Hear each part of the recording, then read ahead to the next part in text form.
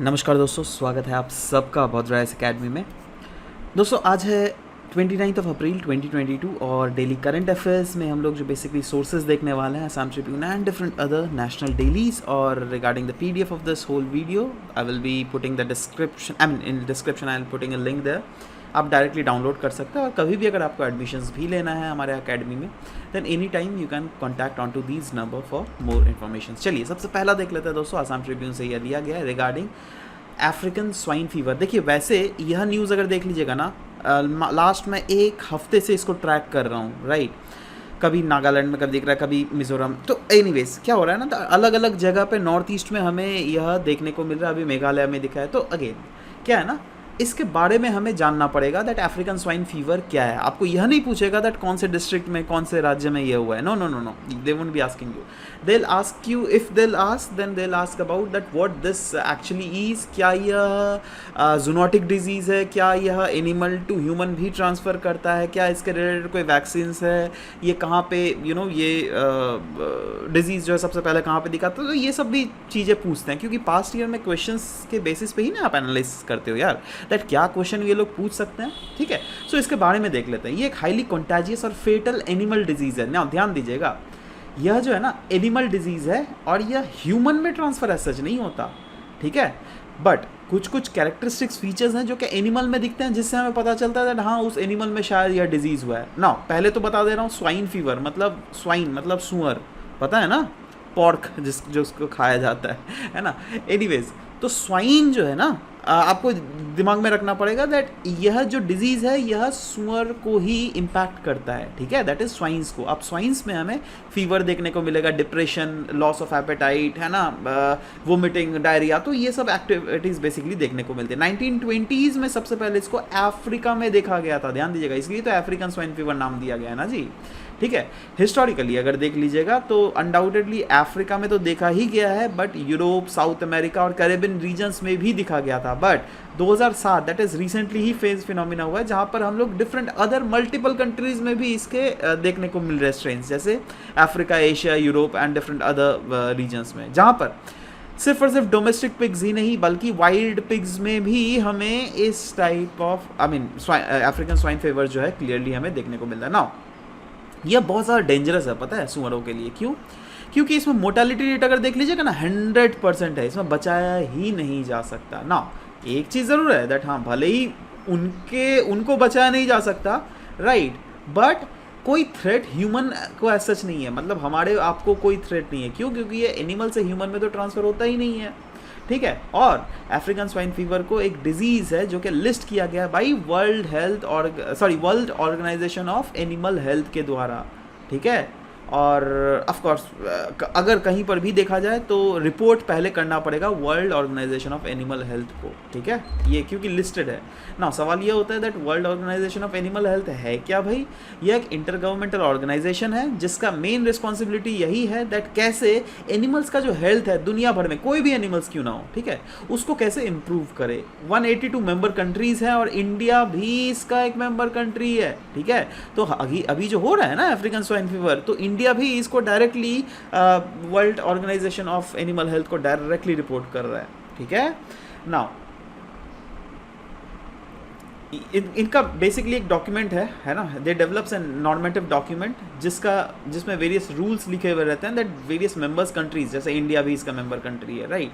तो इनको किस किस type of code, basically terrestrial animal health code, कैसा कोड इस्तेमाल करना चाहिए। Code in the sense that क्या क्या प्रोसीजर्स इस्तेमाल करना चाहिए जिससे वहाँ के एनिमल्स की जो हेल्थ है वह इंटैक्ट रहे, ठीक है। इसका हेल्थ हेडक्वार्टर वैसे देख लीजिएगा फ्रांस पेरिस में है, ठीक है। सो यह था। नेक्स्ट अगेन असम ट्रिब्यून से यह लिया गया है regarding zero defect zero effect scheme. Now इसको ZED स्कीम के नाम से भी बोला जाता है, राइट। नाउ प्रीलिम्स पर्सपेक्टिव में आप डेस्क को डायरेक्टली देख सकते हैं, है ना। इसका एम क्या है दोस्तों? देखो नाम से ही पता चलता है, जीरो डिफेक्ट जीरो इफेक्ट, है ना। मतलब अगर आप कोई चीज़ बना रहे हो, राइट, तो वो चीज़ इतना क्लीनलीनेस से बनाओ जिससे उसमें कोई डिफेक्ट हमें दिखे ना, राइट। साथ ही साथ वो जो चीज़ बन रही है ना वो चीज़ बनते हुए इन्वायरमेंट को जिससे कोई इम्पैक्ट ना पड़े, इसलिए इसको जीरो इफेक्ट भी बोला गया है, राइट। और जीरो डिफेक्ट तो खैर मैंने आपको बोला ही, राइट।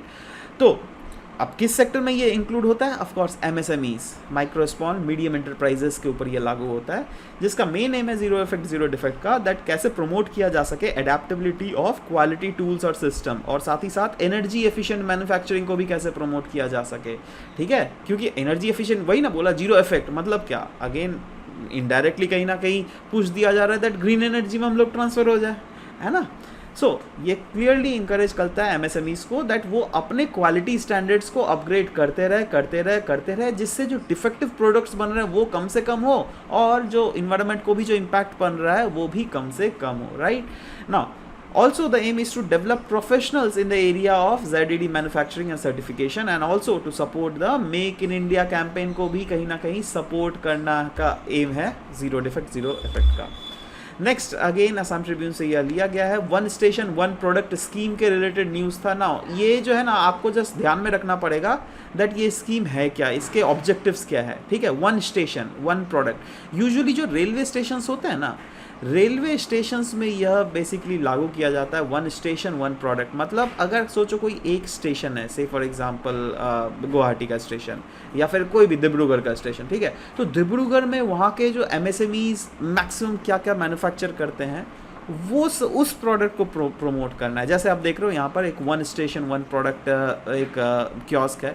अब देख रहे हो यहाँ पे बैम्बू के प्रोडक्ट्स लगे हुए हैं, दिख रहे हैं ना क्लियरली, है ना। ये कहाँ पर है? नागपुर महाराष्ट्र। अब शायद नागपुर महाराष्ट्र में वहाँ पर इन बैम्बू के प्रोडक्ट्स को काफ़ी ज़्यादा बनाया जाता होगा, ठीक है। देखो बैम्बू का पेन दिख रहा है आपको यहाँ पर, है ना, बैम्बू के राखी दिख रहे हैं आपको, है ना, बच्चे का टॉयज दिख रहा है बैम्बू का बना हुआ, चेयर दिख रहा है कितना खूबसूरत, देख रहे हो, और भी कितने भीतर प्रोडक्ट्स रखे हुए जो कि क्लियरली दिख नहीं रहे हैं। तो वही चीज़ है दैट नागपुर डिवीजन में, क्योंकि शायद नागपुर के लोग या फिर वहाँ पे ऐसे बहुत सारे छोटे मोटे इंडस्ट्रीज़ हैं जो कि इस टाइप के सेक्टर में काफ़ी ज़्यादा दक्षता उनके पास है। तो अगेन स्टेशन में एक ऐसा कियोस्क खोला जाएगा जिससे अगर आपकी ट्रेन सोचो यहाँ पे इस स्टेशन में 10 मिनट रुकी हुई है, ठीक है, so you can easily get down to that station and you can purchase whatever you want, right.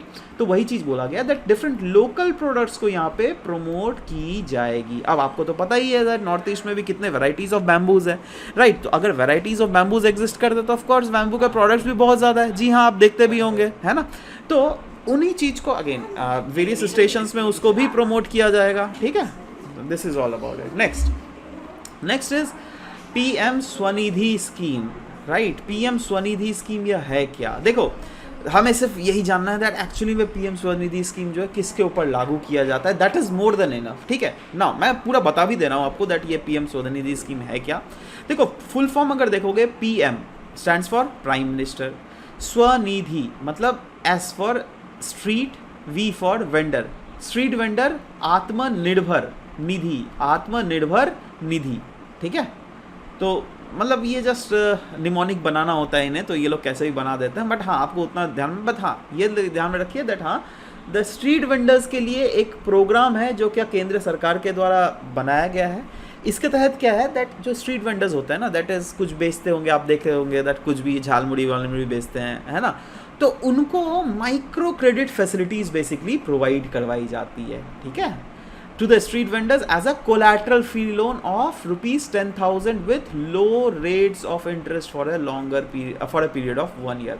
मतलब 10,000 तक के लोन माइक्रो क्रेडिट, इसको माइक्रो क्रेडिट ना बोलते हैं। अब इनको लोन जो मिलेगा ना, ऐसे अगर आप लोन लेने जाओगे तो या तो आपका क्रेडिट स्कोर देखा जाता है, उसके बाद लोन दिया जाता है, ठीक है, और भी बहुत कुछ, या फिर कोई अगर आप कहीं कोलैटरल रखा जाता है दैट आप कुछ दे दो उसके बदले में वो आपको लोन देंगे, ठीक है।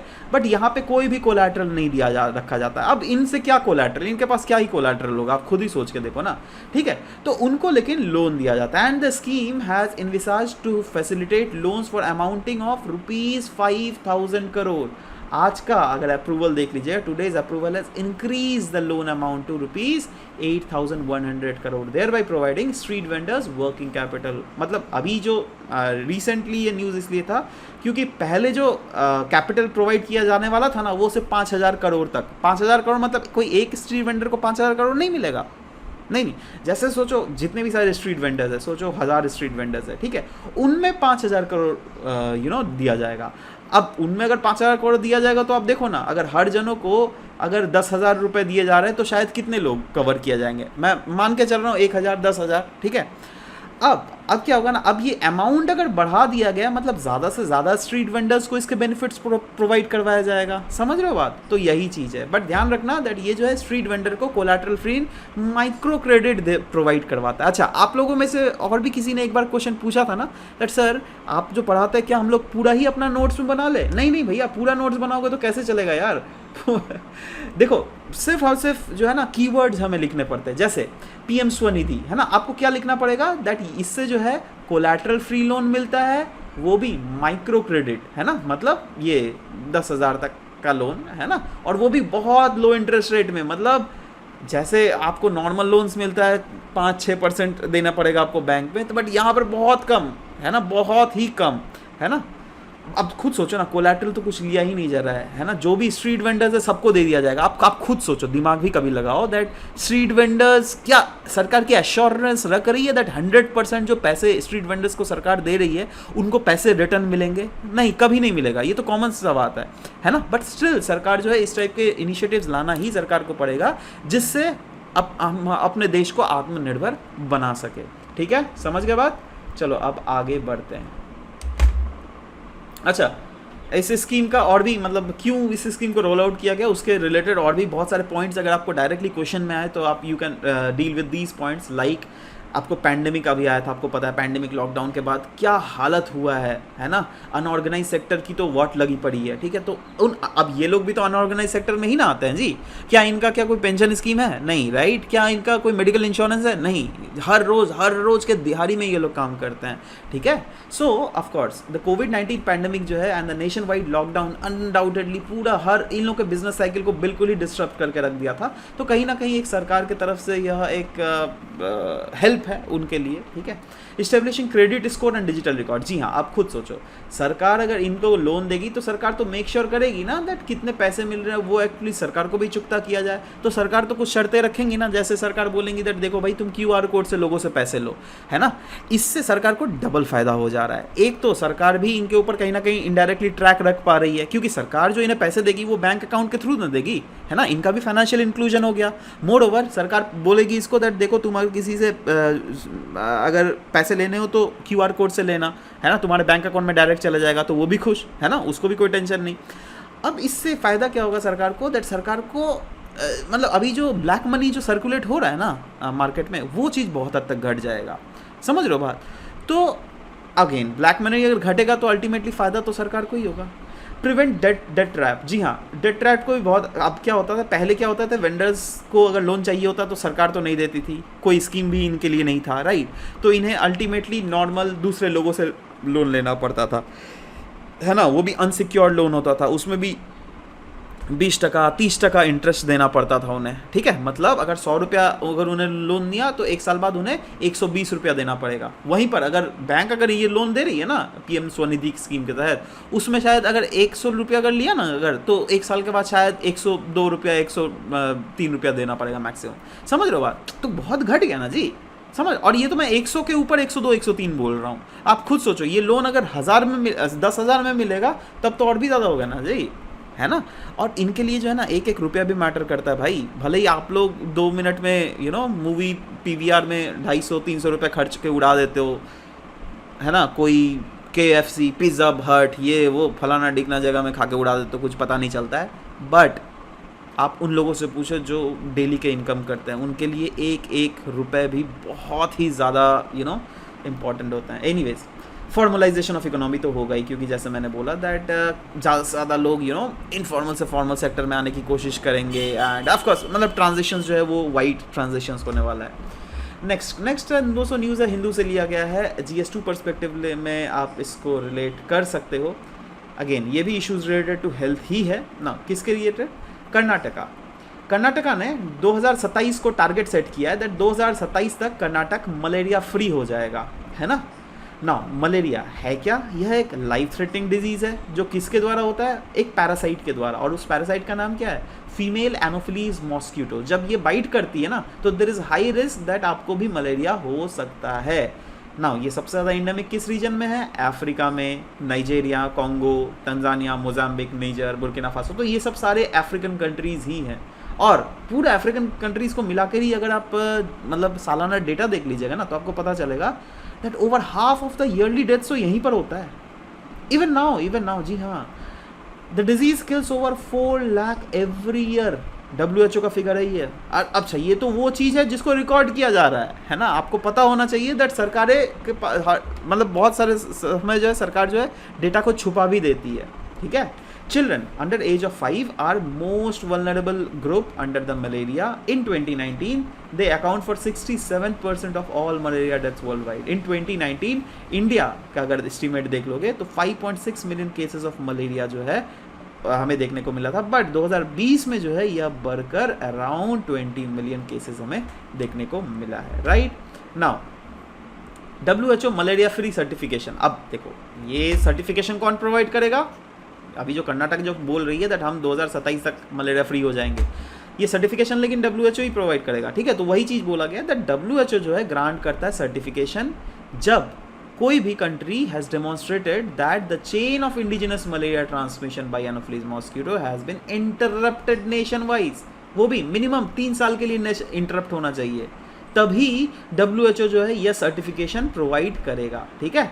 तो जैसे अभी 2022 हो गया, ठीक है, 2023, 24, 25, अगर ये 3 साल में हो गया ना, एक भी अगर नहीं मिला सोच से फॉर एग्जांपल मलेरिया, तो नेक्स्ट साल भी फिर WHO इसको स्टडी करेगी दैट हाँ, देखेगी दैट हाँ चलो लास्ट 3 साल तक अगर कोई रीजन में नहीं मिला तो उस रीजन को मलेरिया फ्री स्टेटस हम लोग घोषित कर देंगे। A country must also demonstrate the capacity to prevent the reestablishment of transmission. The final decision, अच्छा चलो यार ये तो वही चीज़ है, फाइनल डिसीजन एक रिकमेंडेशन दिया जाता है WHO को, और वो रिकमेंडेशन दिया जाता है मलेरिया एलिमिनेशन सर्टिफिकेशन पैनल के द्वारा। ये रिकमेंडेशन देने के बाद फाइनली उसके बाद WHO देखती है, उसके बाद ये सर्टिफिकेशन प्रोवाइड करती है। बट 2020 को जो रिपोर्ट निकला था WHO वर्ल्ड मलेरिया रिपोर्ट, उसके भी की फाइंडिंग्स हम लोग देख लेते हैं दोस्तों, कहीं ना कहीं आपके लिए इंपॉर्टेंट हो सकता है। इंडिया ने काफ़ी ज़्यादा प्रोग्रेस किया है in reducing the malaria burden undoubtedly. India is the only highly endemic country which has reported a decline of 17.6% in 2019।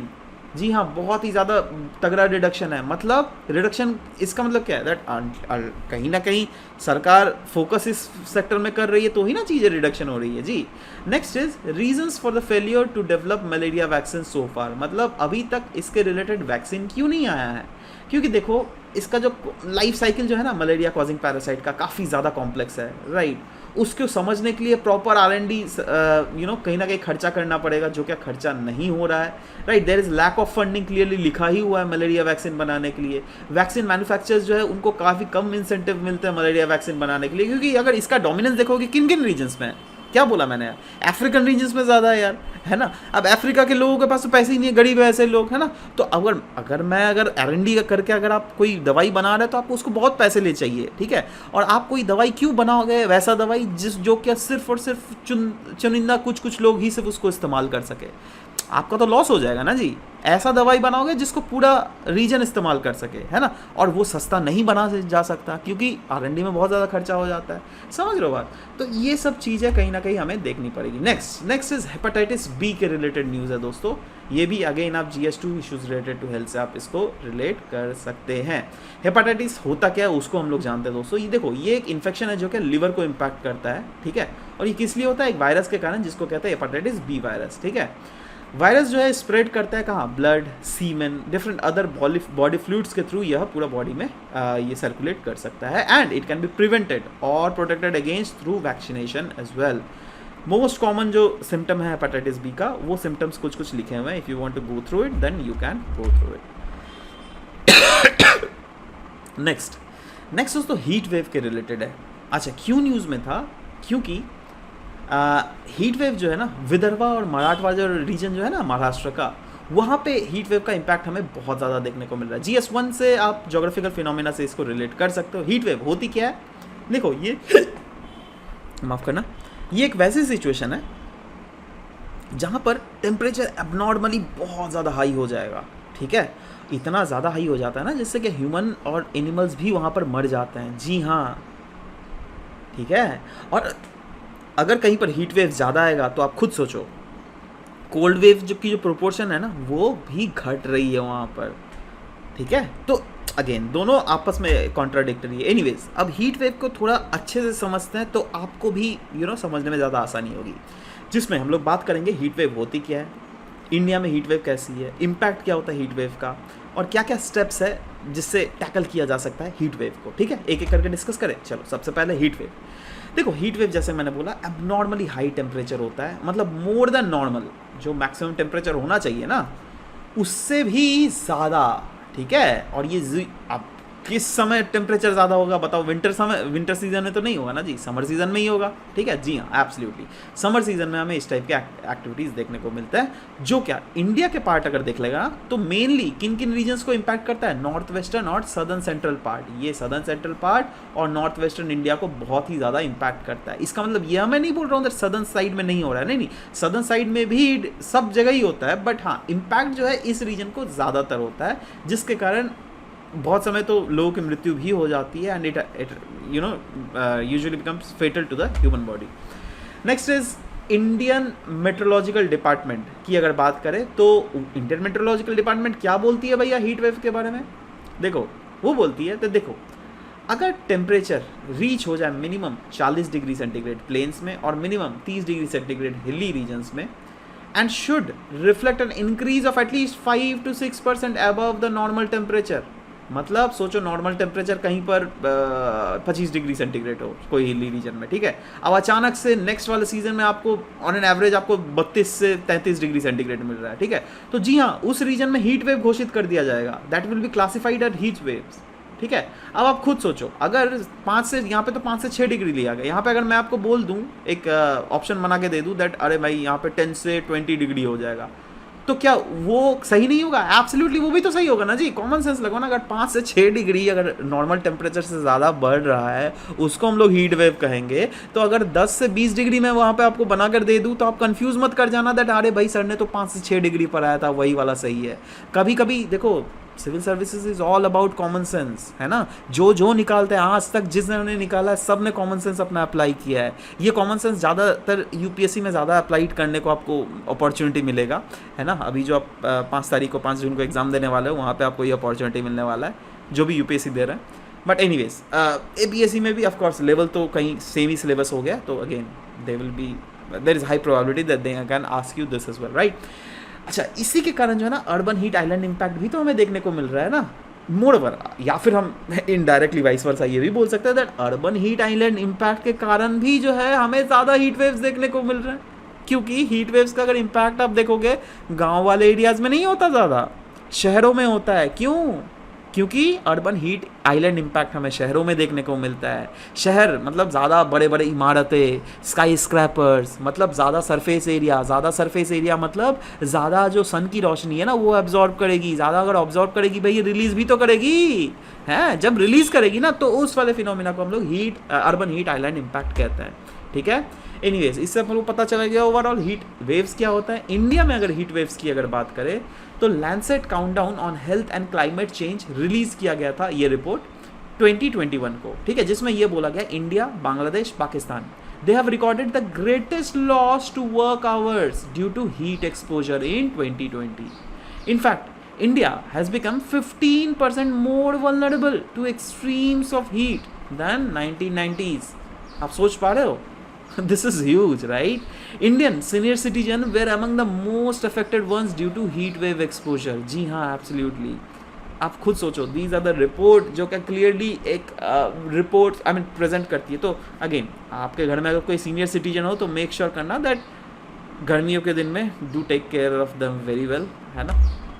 Average temperature जो है across the season अगर देख लोगे वो कहीं ना कहीं 1991 से अगर देख लोगे वो अपवर्ड ट्रेंड में ही है ना, बढ़े ही जा रहा है ना। हाँ बीच में डिप ज़रूर हुआ था जब कोविड आ गया था, तब तो सब कुछ पूरा दुनिया ही इनफैक्ट लॉकडाउन में लग गया था, है ना। Anyways the temperature rising trend is more evenly pronounce during monsoon and post monsoon seasons. जी हाँ एब्सोल्युटली।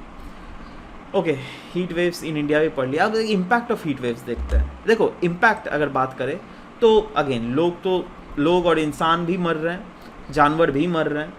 अच्छा अगर आप सोचो बहुत ज़्यादा हीट है, आप अगर कोई लेबर वाला काम कर रहे हो, मैं एग्जांपल ले रहा हूँ, ठीक है, तो आप जिस इंटेंसिटी से नॉर्मल डेज में कर सकते हो, क्या आप उसी इंटेंसिटी से हीट वाले दिन में कर पाओगे? नहीं, क्योंकि बहुत पसीना होगा, आप you will be tired, right?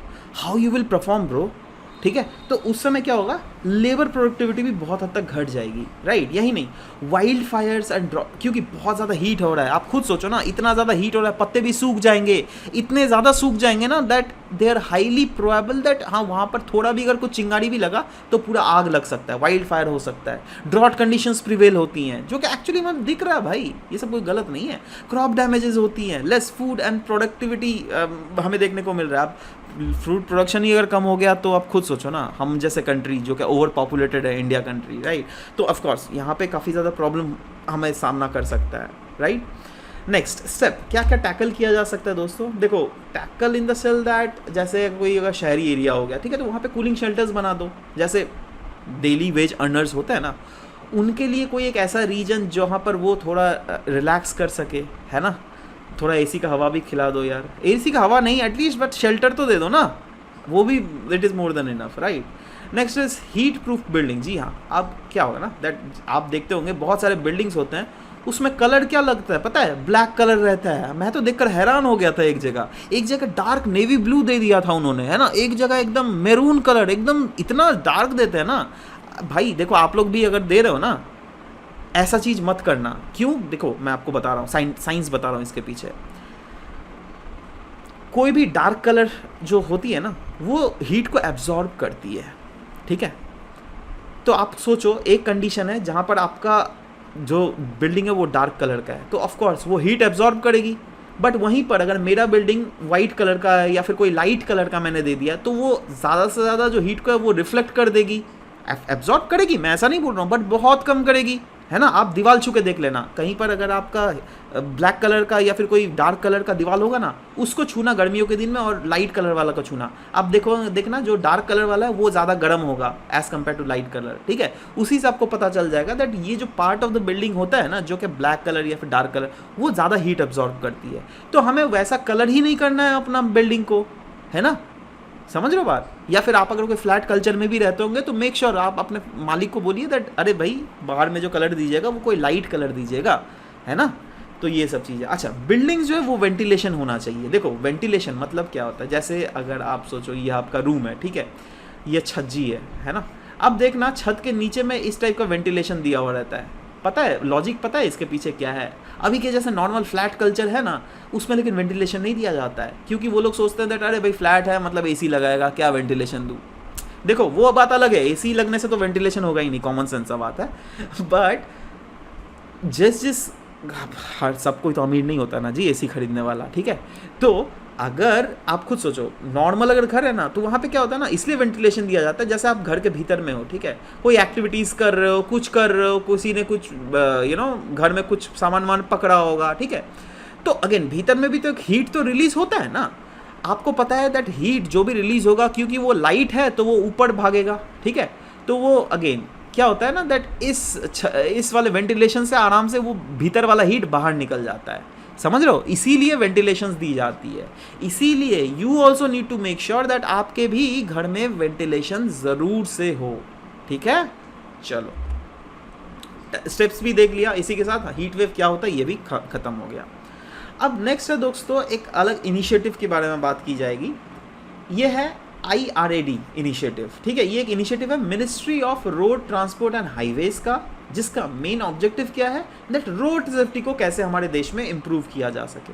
अच्छा नाउ यह इनिशिएटिव किस लिए बनाया गया? देखो रोड सेफ्टी में के लिए बोला गया है। रोड सेफ्टी मतलब एक सेंट्रलाइज्ड डेटाबेस होगा, राइट? ये IRAD जो है ना, ये एक सेंट्रलाइज्ड डेटाबेस होगा जहाँ पे जितने भी सारे एक्सीडेंट्स हो ना, कहाँ कहाँ एक्सीडेंट हो रही है। फॉर एग्जांपल सोचो आपका ये शहर है, ठीक है ना? सोचो ये सब जो है रास्ता है, ठीक है, एक रास्ता है, ये दूसरा रास्ता है, तीसरा रास्ता है, चौथा है, पांचवा है, छठा है, सातवां है, मतलब एक प्लांट सिटी में बोल रहा हूँ, ठीक है ना?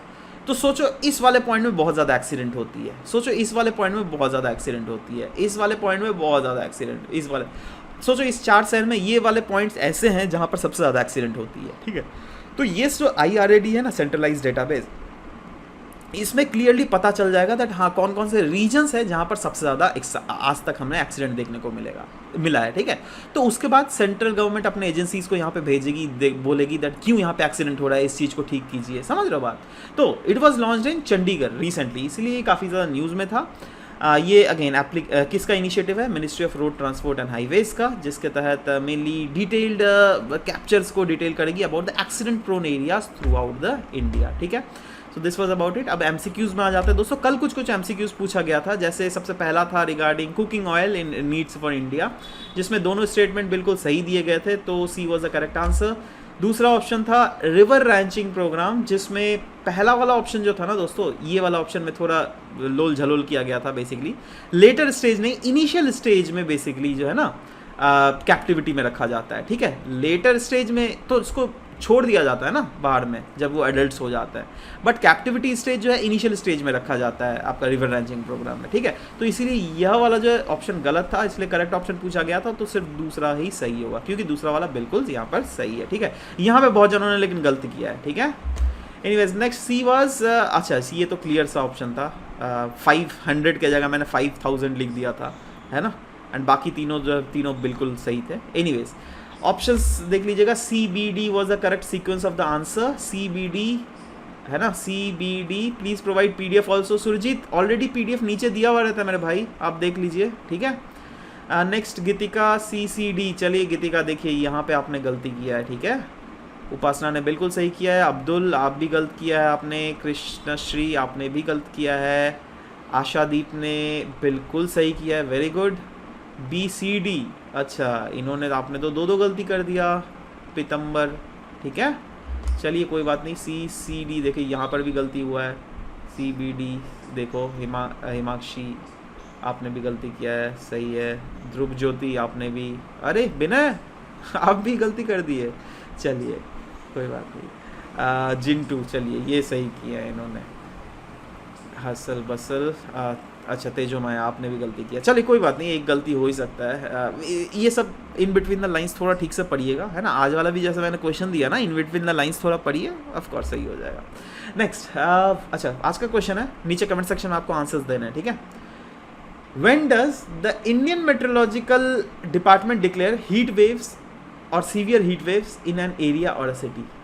Ultimately heat waves Indian meteorological department के द्वारा ही ना डिक्लेयर किया जाता है। तो क्या क्या कंडीशंस है ना, थोड़ा ट्रिक है, दिमाग में लगाइए, चारों ऑप्शंस पढ़िए और नीचे लिखिए दैट कौन सा ऑप्शन सही है। इसको मैं डिस्कस नहीं कर रहा हूँ, आप खुद लिखिए, कल मैं इसको प्रॉपर्ली डिस्कस करूँगा, ठीक है। थोड़ा दिमाग लगाइए, बिल्कुल आंसर हो जाएगा।